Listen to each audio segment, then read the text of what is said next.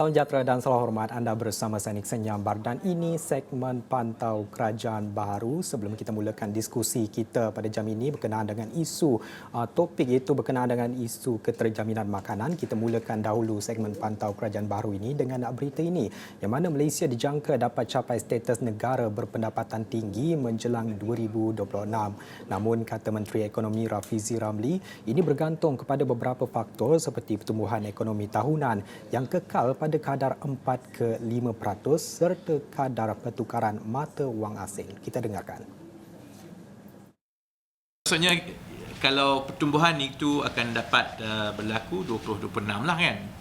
Kalau lebih bagus pertumbuhan ekonomi kita melepasi 5% ke apa contohnya dalam 2-3 tahun akan datang dia lebih awal. Tapi I think kalau dalam lingkungan 4 ke 5% itu insya-Allah sekitar 2026 kalau kita terus begini dan kita dapatkan pastikan sekurang-kurangnya pertumbuhan itu sekitar 4 ke 5%, maksudnya Malaysia akan mencapai status negara berpendapatan tinggi dalam penggal ini. Dan saya rasa selesa kalau saya sebut insya-Allah we will definitely cross the high income status within this administration tenure. Kecuali lah ada COVID lagi ke apa yang itu di luar jangkaan kita lah. Ini berdasarkan business as usual and keeping the growth within 4 to 5%.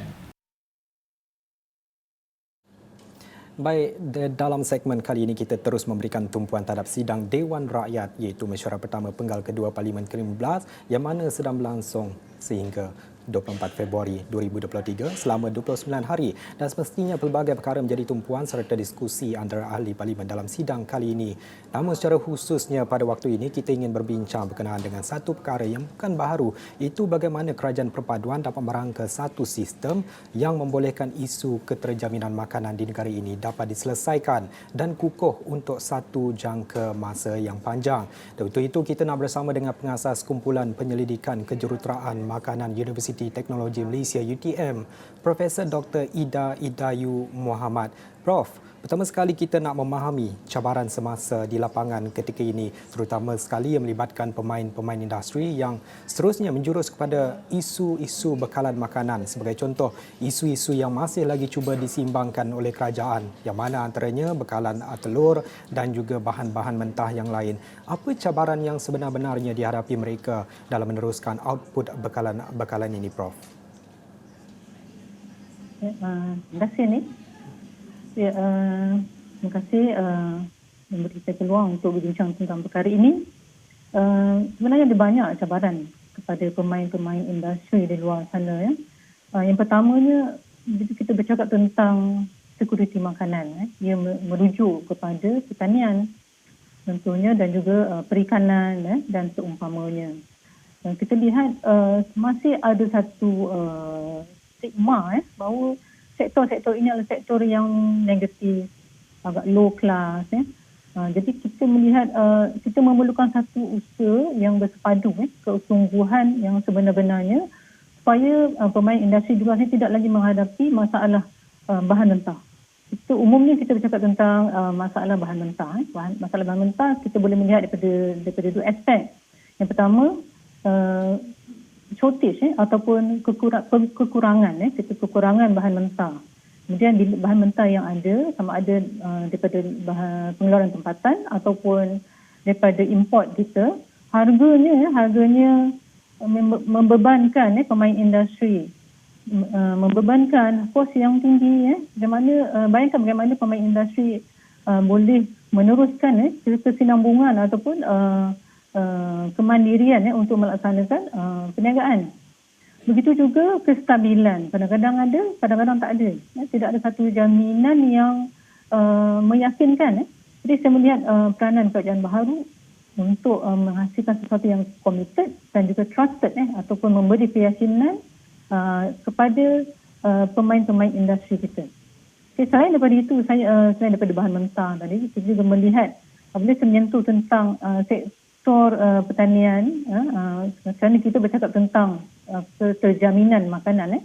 Masalah talent ataupun tenaga kerja yang diperlukan oleh pemain industri. Jadi kita memerlukan dalam era begini, kita memerlukan teknologi. Kita memerlukan teknologi yang boleh disampaikan oleh tenaga-tenaga kerja tersebut, talent yang kita ada. Jadi di situlah kita memerlukan peningkatan sektor ini adalah sektor yang diberi tumpuan oleh pihak kerajaan. Governance ini amat penting, jadi ia akan mempengaruhi polisi. Ia akan terbentuk dari segi polisi yang dilaksanakan. Jadi satu lagi cabaran yang diperlukan dihadapi oleh pemain industri ini ialah polisi negara. Kita memerlukan satu langkah yang segera, yang boleh menjamin satu bentuk polisi yang dapat membantu pemain-pemain industri kita yang terkesan. Contohnya polisi Keterjaminan Makanan Negara, juga dengan gaji pekerja-pekerja kita memerlukan tenaga kerja talent tadi, berapa gaji minimum contohnya harus diaktakan oleh kerajaan dan dilaksanakan. Begitu juga dengan struktur ekonomi yang boleh dilaksanakan dengan seberapa segera oleh pihak kerajaan untuk membantu pemain-pemain industri yang terkesan. Dalam beberapa perkara yang Profesor katakan tadi, antara isu-isu yang perlu diselesaikan dalam mendepani cabaran keterjaminan makanan ini semestinya adalah berkenaan dengan isu-isu tenaga kerja yang mana diperlukan tenaga kerja lebih ramai. Selain itu, teknologi, penglibatan teknologi itu sendiri. Selain itu, apa yang dikatakan oleh Prof tadi adalah peningkatan sektor yang harus diberi tumpuan oleh kerajaan. Jadi kita nak memahaminya di sini, di sektor manakah yang perlu diberikan tumpuan dengan kadar segera agar isu bekalan ini dapat diselesaikan, bukan saja untuk tempoh jangka pendek tapi untuk tempoh jangka yang panjang, kerana kita sering kali berkata berkenaan dengan kemampanan ekonomi, kemampanan dengan bekalan makanan di negara ini. Kalau kita lihat, isu ini merupakan satu isu yang serius. Sekiranya kita tidak bermula sekarang, ia akan memberi impak yang jangka panjang kepada negara. Pandangan Prof? Pada pandangan saya tidak ada satu yang kita boleh sebut satu-satunya satu sektor yang perlu kita fokus. Ia adalah bersepadu. Seperti yang saya sebut tadi tentang berkenaan tenaga kerja. Kita melihat keperluan pemodenan yang boleh diberi galakan oleh kerajaan. Teknologi yang sedia ada yang boleh kita laksanakan. Kerana kita perlu bergerak pantas dan kita manfaatkan membantu sumber-sumber tenaga yang ada dengan pemodenan proses-proses juga teknologi yang sedia ada yang boleh dimanfaatkan. Selain daripada itu, kita harus memantapkan pasaran tempatan. Pasaran tempatan perlu dimantapkan supaya kerajaan dapat memastikan kesinambungan. Kita tidak ada ancaman keterjaminan dalaman makanan kita. Jadi diperkasakan contohnya kerajaan tempatan, majlis kerajaan tempatan, pihak berkuasa tempatan melaksanakan aktiviti-aktiviti komuniti, mendapat sokongan kerajaan. Di situ kita boleh mantapkan pertanian tempatan, pertanian komuniti. Kita melihat dua aspek. Pertama, kepada peniaga kita, bisnes kita di luar sana, dan juga masyarakat kita, contohnya B40 dan sebagainya. Juga kita harus melihat aspek ini. Jadi kita memastikan kelestarian ini dapat dilaksanakan, yang dalam pihak dalaman ataupun tempatan dapat kita kekalkan kemandiriannya dan juga dengan perniagaan pertanian. Selain daripada itu, pembentukan talent tadi, kita dengan adanya talent tersebut, kita boleh terus melaksanakan kajian R&D, Research and Development. Kita boleh terus melaksanakan dan dengan pertamanya kita melihat keupayaan kita untuk memastikan yang mana menjadi faktor ataupun menjadi perkara kritikal. Contohnya, sekiranya keperluan bahan mentah yang mana kita dapat buat satu pemetaan ada bahan mentah yang kita boleh hasilkan dalam negara dengan cara perkasakan teknologi tertentu.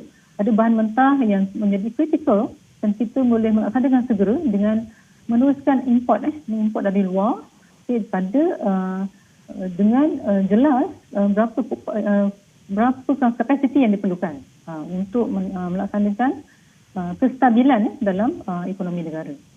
Jadi kedua-duanya perlu dilaksanakan. Sebentar tadi Prof ada menyebut berkenaan dengan kerjasama pihak berkuasa tempatan dengan pemain industri. Mereka di lapangan mungkin lebih mengetahui apa cabaran ataupun apa isu yang diperlukan mereka daripada pihak kerajaan ini. Tapi buat masa sekarang ini, adakah kerjasama pihak berkuasa tempatan bersama pemain industri ini sudah memadai ataupun sekiranya belum memadai, apa yang perlu dilakukan dalam memastikan gerakan usaha ini dapat dipacu di masa akan datang dan apa yang perlu dimainkan oleh kerajaan perpaduan masa ini dalam memastikan mereka di peringkat atasan juga mendengar keperluan pemain industri pada masa kini?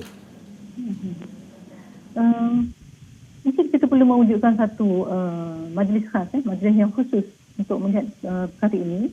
Jadi, kita ada beberapa ministeri ataupun kementerian yang boleh melaksanakan secara pantas dan juga jitu. Kita perlukan smart and sharp. Maksudnya itu kan dia kata-kata daripada kementerian ngajian tinggi kita, tetapi boleh diaplikasikan kepada seluruh kementerian. Kita pasti kita boleh melaksanakan sesuatu dengan cara smart. Mana kita tahu teknologi yang diperlukan, kemudian tenaga kerja yang diperlukan, kementerian mana yang perlu dilibatkan. Kita ada kementerian pertanian dan jaminan makanan, kita ada kementerian sumber tenaga, kita ada contohnya MOSTI, Kementerian Sains, Teknologi dan juga Inovasi. Dan kita ada banyak kementerian-kementerian yang kita boleh menyepadukan ataupun saya gunakan perkataan sinergi di sini. Sinergi ini perlu dilaksanakan. Dan dari situlah kita boleh melaksanakannya dengan smart dan juga sharp, G2. G2 maknanya kita tahu hala tuju yang sebenar. Apa yang kita nak capai, kita ada benchmark dan apa yang kita nak capai. Bila kita nak capai. Dia kena ada mantapan di situ. Bukan jika berlaku, jika dapat dilaksanakan. Tapi dia adalah satu susunan gerak kerja. Masing-masing memainkan peranan. Dan di situ saya lihat bila kita laksanakan dengan pemetaan yang jelas, maksud saya pemetaan ni ialah kita ada banyak sebenarnya teknologi yang sedia ada. Contoh kajian, saya ambil mungkin kajian beras sahaja contohnya begitu banyak dalam negara. Sejauh mana kita telah capai, apa yang telah kita capai, yang mana yang kita telah capai dan kita menjadikannya satu rujukan dan kita boleh empower ataupun kita perkasakan supaya ia mampu dengan keupayaan teknologi yang digunakan dengan juga hasil yang telah dibuktikan kita boleh capai hala tuju tersebut ataupun exactly percentage peningkatan yang kita harapkan. Dapat maksud saya tadi tu dengan jelas maksudnya ia adalah gerak kerja yang teratur, yang ada dia punya measurement dia, pengukurannya ada, jelas pengukurannya dibentangkan kepada rakyat. Dan apakah yang ingin kita capai, kita berada di mana. Keperluan kita yang kritikal di mana. Jadi kalau kita lihat mapping ni, dari mapping kita boleh susun short term, jangka pendek, pertengahan dan juga jangka panjang. Kita sekarang memerlukan aksi ataupun tindakan yang pantas. Jadi kita perlu melihat sebagai apa? Low hanging fruit. Low hanging fruit ni ialah apa yang boleh kita laksanakan segera, capai segera. Kan ada satu contoh, bila kita melihat contohnya teknologi, jadi kementerian-kementerian yang memegang perkara teknologi ini, termasuklah Kementerian Kewangan, dalam negeri, dan juga ekonomi dan sadar diri, semua boleh memain peranan sejauh mana kita nak laksanakan teknologi tersebut dan apakah asas ataupun pengukuran yang kita boleh buat. Dari situ kita laksanakan secara berstruktur. Antara beberapa perkara penting disebutkan oleh Profesor Dr. Ida Idayu Muhammad, antaranya tadi itu menubuhkan satu majlis khas namun dianggotai oleh siapa, itu kita nak teruskan perbincangan selepas ini. Antara lain juga apa yang disebutkan oleh Prof tadi adalah susunan gerak kerja ataupun kita panggil blueprint, yang mana susunan gerak kerja ini dapat mengidentifikasi pencapaian-pencapaian ataupun modul-modul yang dapat dilaksanakan dalam untuk berdepan dengan isu keterjaminan makanan untuk tempoh jangka masa panjang itu. Dan selain itu juga mungkin apa yang dikatakan oleh Prof tadi adalah berkenaan dengan kajian-kajian beras ini mungkin ia boleh diimplementasikan terhadap sektor-sektor lain dalam negara, khusus sekali menyentuh kepada bekalan makanan. Namun perbincangan ini kita nak teruskan sebentar lagi, kita nak berhenti rehat terlebih dahulu.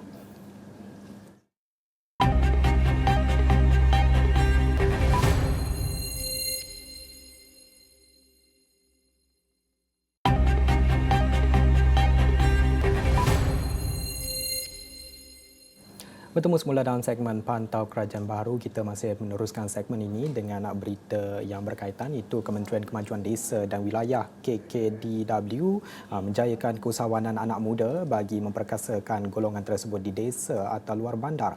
Timbalan Perdana Menteri Datuk Seri Ahmad Zahid Hamidi berkata KKDW bekerjasama dengan 12 kementerian lain bagi mencapai misi itu. Ahmad Zahid menjelaskan KKDW telah menggariskan 8 strategi utama dengan melibatkan 16 program dalam usaha memperkasakan golongan belia di desa.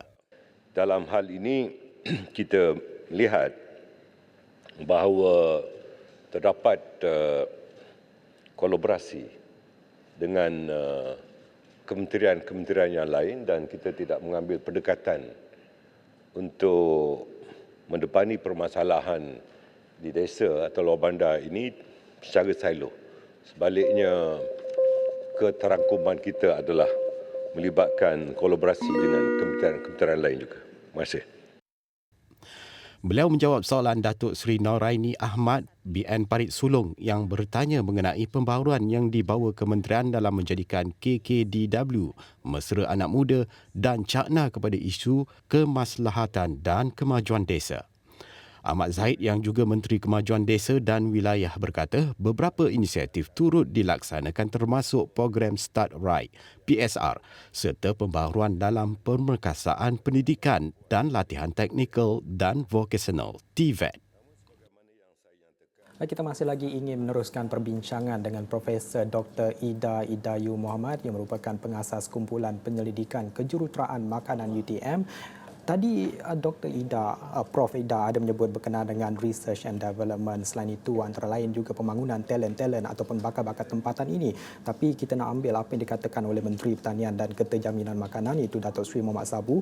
Beliau sebelum ini ada menyebut bahawa kementeriannya akan membangunkan semula sistem data raya bahan makanan berasaskan pertanian sebagai rujukan dalam menangani isu bahan makanan di negara ini. Katanya ia diwujudkan berdasarkan keperluan semasa dalam industri pengeluaran bahan makanan dan melalui perspektif profesor sendiri bagaimana bentuknya data raya ini sebenarnya dan apa yang perlu dirangkumkan dalam sistem data raya ini.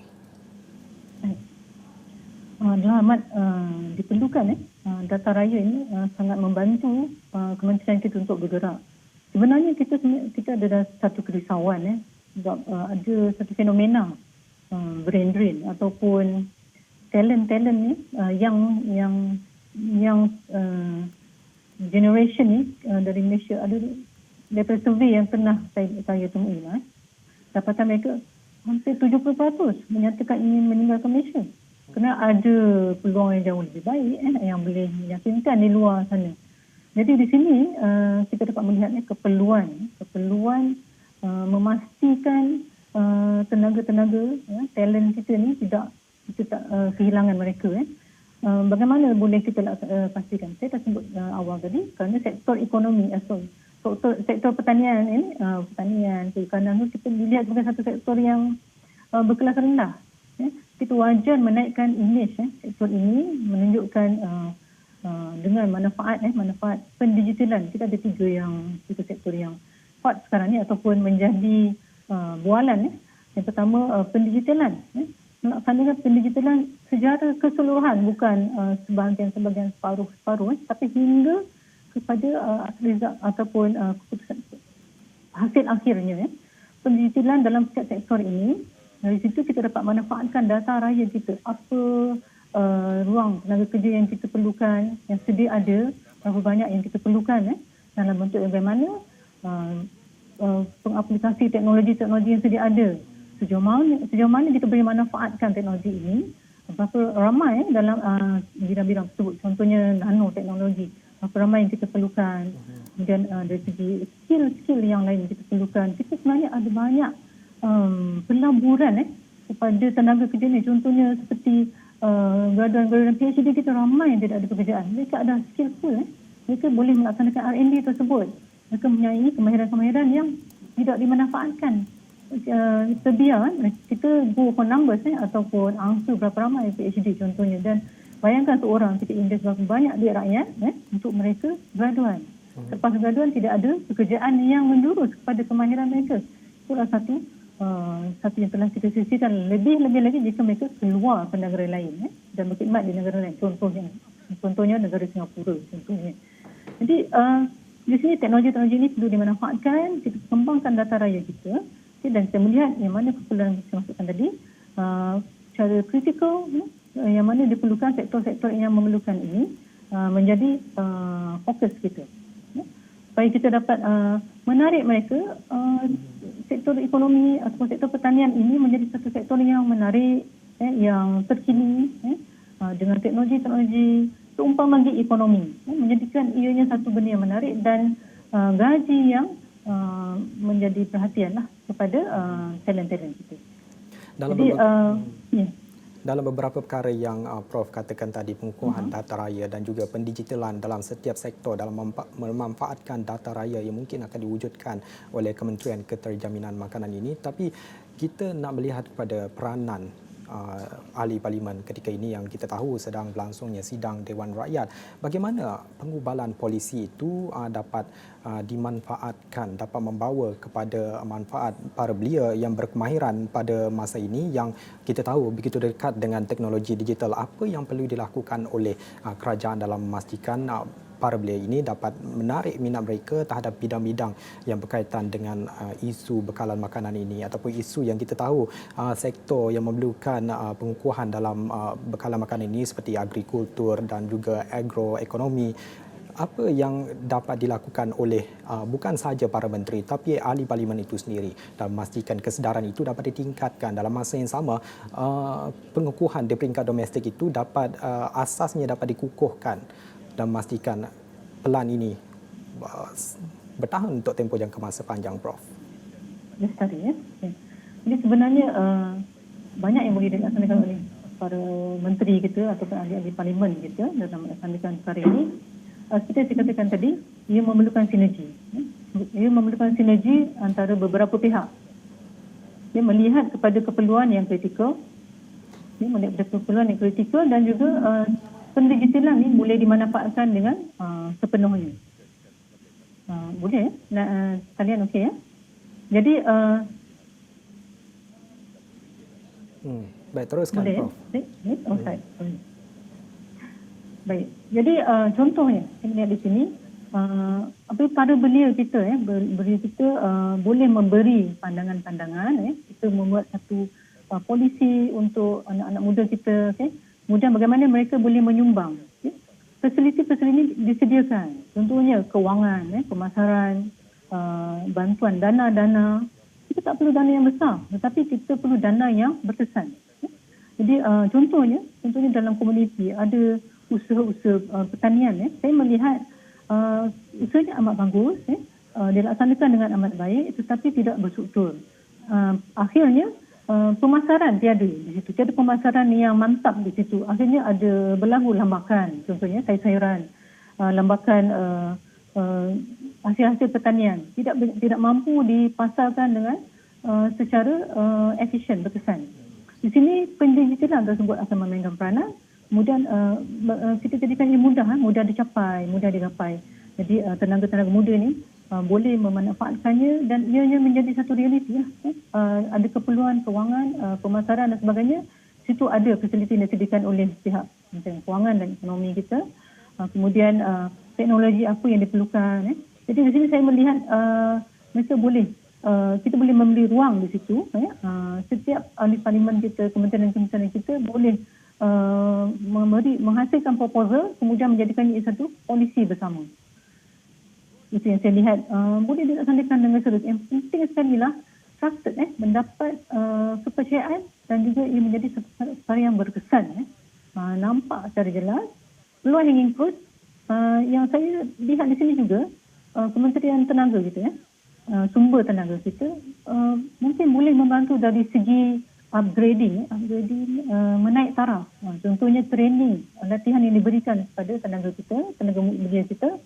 Contohnya, dalam sektor pertanian, apakah certification ataupun pengiktirafan yang diberi kepada para petani, contohnya golongan muda yang menjadi petani. Jadi kita boleh menjadikan mereka mendapat pelatihan, mendapat recognition ataupun sertifikasi yang tepat yang diperlukan menaik taraf mereka di pesada ekonomi negara. Dikenal pasti diiktiraf oleh kerajaan di bawah kementerian-kementerian tersebut. Dan saya tidak melihat ini hanya kita lepaskan kepada TVET. Tapi TVET ini menjadi aliran masuk kepada kementerian-kementerian yang memerlukan tadi. Dan tenaga-tenaga kita dalam sektor pertanian ini adalah tenaga-tenaga yang diiktiraf. Saya lihat banyak hari ini di luar negara. Di mana pertanian naik taraf, ia menjadi seperti satu gig ekonomi setara. Satu yang menjadi minat, menjadi satu yang di-highlight ataupun diwar-warkan oleh kerajaan dan ia menjadi satu yang penting sehingga golongan muda kita merasa mereka memberi sumbangan yang amat bermakna kepada kerajaan, kepada negara. Baik, itu apa yang dikatakan oleh Profesor Dr. Ida Idayu Muhammad, pengasas Kumpulan Penyelidikan Kejuruteraan Makanan UTM. Terima kasih Prof. Dr. Ida di atas masa yang diberikan dan di atas perkongsian yang menyentuh berkenaan dengan merangka satu sistem yang lebih mampan khusus sekali dalam mendepani isu-isu cabaran keterjaminan makanan dalam negara, yang mana seperti mana kita tahu keterjaminan makanan adalah antara perkara yang menjadi keutamaan kerajaan perpaduan dan seiring dengan objektif Pelan Tindakan Dasar Sekuriti Makanan Negara 2021-2025 dan Dasar Agro Makanan Negara 2021-2030. Sebelum ini juga Menteri Pertanian dan Keterjaminan Makanan itu Datuk Seri Mohamad Sabu berkata semua pihak terutamanya kerajaan tidak boleh sama sekali mengambil sikap sambil lewa dan dalam usaha untuk memastikan keterjaminan makanan di negara ini terpelihara. Dan semoga apa yang dikatakan ataupun dicadangkan oleh Profesor Dr. Ida sebentar tadi dapat dimanfaatkan dan dapat diambil dan mungkin diimplementasikan oleh kerajaan perpaduan. Sekiranya itu sahaja masa yang kita ada dalam segmen Pantau Kerajaan Baharu. Saya Nixon Nyambar. Selamat hormat, kita jumpa lagi.